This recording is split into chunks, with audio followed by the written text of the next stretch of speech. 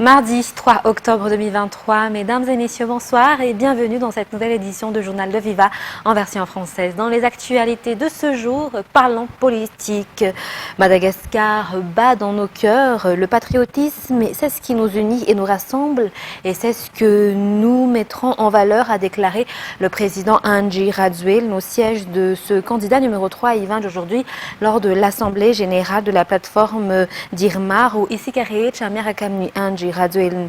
Le pays n'a plus besoin de troubles, les provocations et la discrimination sont inacceptables car nous sommes tous malagasy. Celui qui divise le peuple malagasy, surtout à travers des propos racistes, est un ennemi public, a déclaré le président Andry Rajoelina. Il s'est également dit prêt pour la campagne électorale qui débutera le 10 octobre prochain. Reportage sur les images de Andoura Zanjaibé. Ses partisans sont venus en masse au quartier général du candidat numéro 3 Andry Rajoelina à Ivange.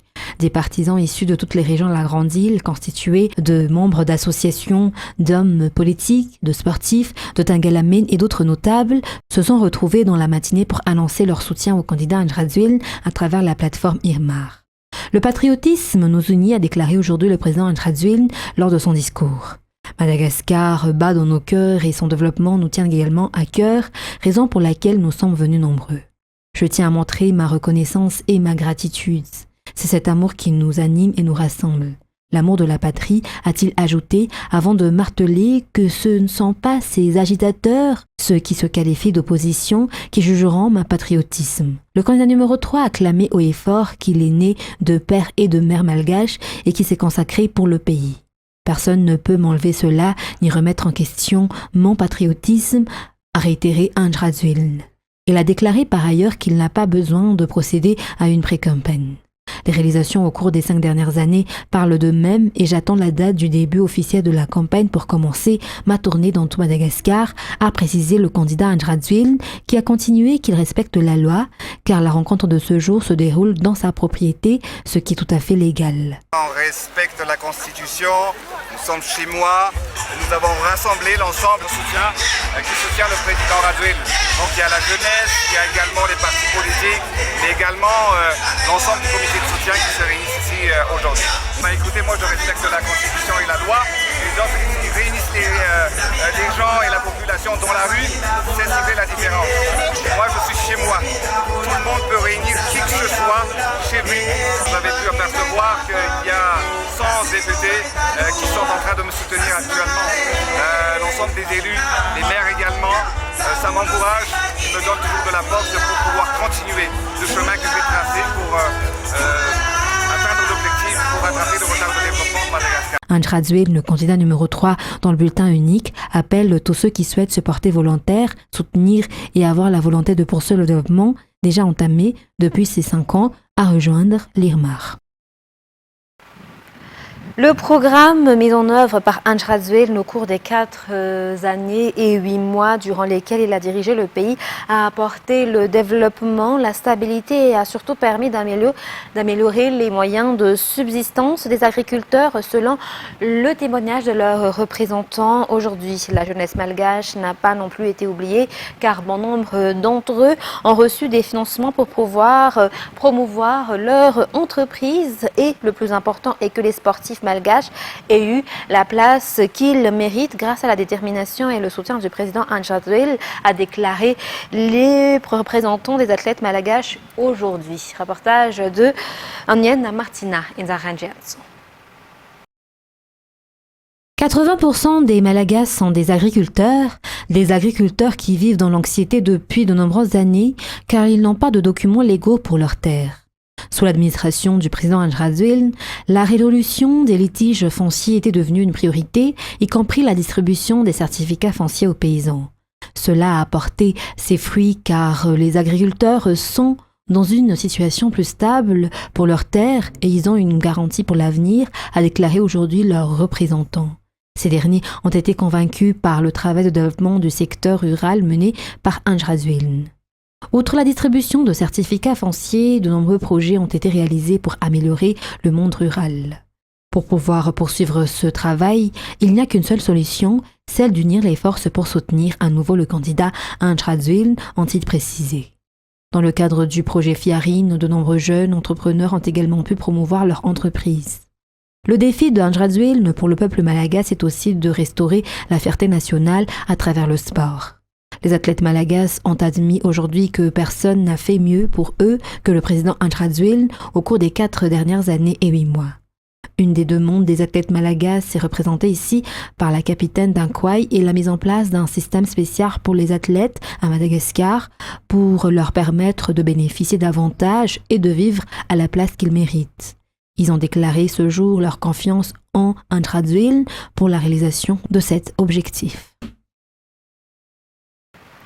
Et toujours en marge de cet événement de rencontre entre les membres de l'IRMAR, Unité pour le patriotisme, coopération pour la poursuite des travaux de développement et pour l'intérêt du pays, ce sont les mots d'ordre qui unissent les sympathisants du candidat numéro 3, Andrazuil. Ils ont prouvé que ce candidat a des partisans actifs. Les membres au niveau des bases sont conscients justement des bienfaits que le président Andrazuil n'a fait au peuple et que nul ne peut effacer cela. Les partisans ont également déclaré que les tentatives de déstabilisation ne sont plus nécessaires pour le pays. Reportage de Sylvain Secharanjena, Sonien Martina, Mervulas Fernanda Ranjiansu, Sechanjena, Bras de Nilsson. Les parlementaires, des membres du parti ainsi que des partisans issus de diverses organisations se sont rassemblés aujourd'hui au QG du candidat numéro 3 à Ivanj pour constituer l'IRMAR, une plateforme regroupant toutes les forces vives soutenant le candidat numéro 3 Andrazuil, qui a prouvé ce jour qu'il est un candidat fédérateur animé par l'amour de la patrie, tandis que ses rivaux dans la course à la magistrature suprême du pays ne veulent que semer les troubles et la division au sein du peuple malagasy. Le candidat, comme ses partisans, sont prêts à affronter l'élection. Après 4 ans et 8 mois d'incessante activité pour l'intérêt de la population, le candidat et les partisans sont fiers des résultats, à savoir la mise en place de diverses infrastructures dans toute la grande île, les efforts pour le développement, les décisions et stratégies multiformes adoptées.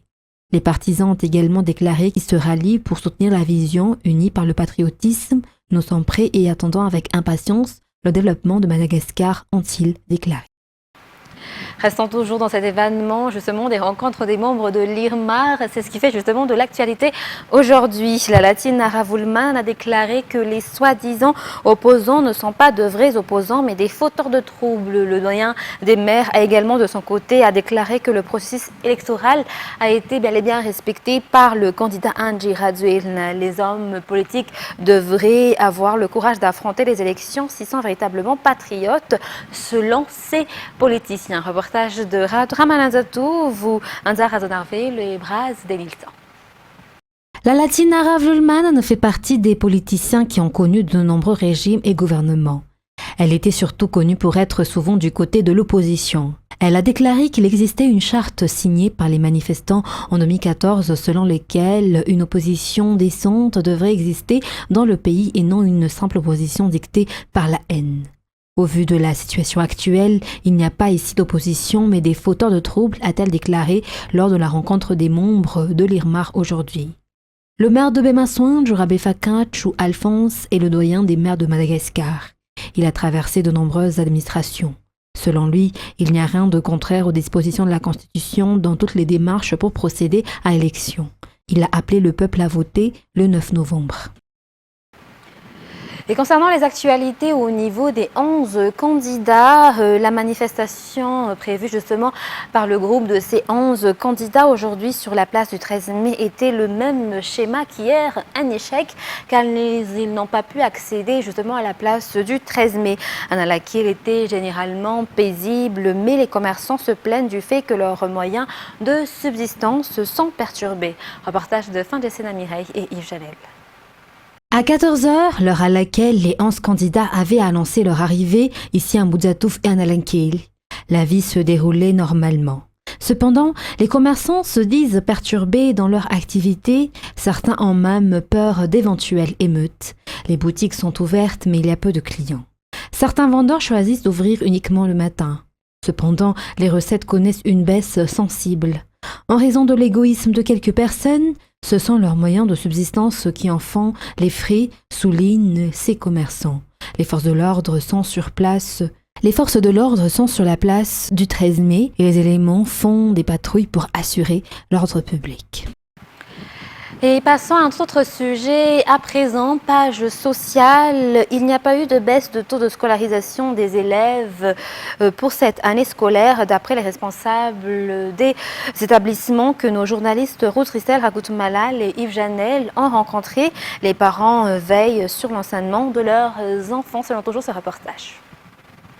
À moins d'un mois de la rentrée scolaire 2023-2024, il est faux de dire que le nombre d'élèves inscrits à l'école a diminué.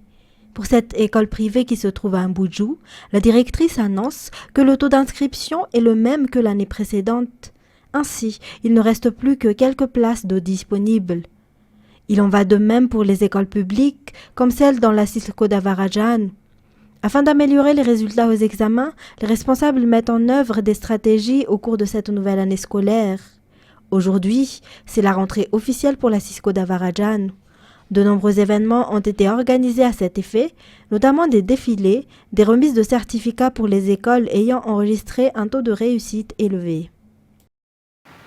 Et revenons un peu sur les actualités concernant justement les perturbations actuelles. Les manifestations et les perturbations ne sont pas nécessaires et n'est aucunement la voie à suivre en cette période électorale, a annoncé ce jour l'association protectrice des droits des consommateurs. Aujourd'hui, l'élection est le seul moyen d'assurer la paix et la sécurité dans la vie quotidienne de la population. Selon cette association, ce groupement revendique ainsi l'arrêt de ces perturbations pour le bénéfice de tous. Reportage de Oubra Saman et Kevin Ravounerson. Les perturbations intentionnelles qui se produisent actuellement entraînent des difficultés dans la vie quotidienne de la population. Nombreux sont ceux qui ne peuvent pas poursuivre leurs activités quotidiennes, lesquelles constituent pourtant leurs moyens de subsistance. Les manifestations ne sont pas une solution, selon le responsable de l'association protectrice des droits des consommateurs aujourd'hui.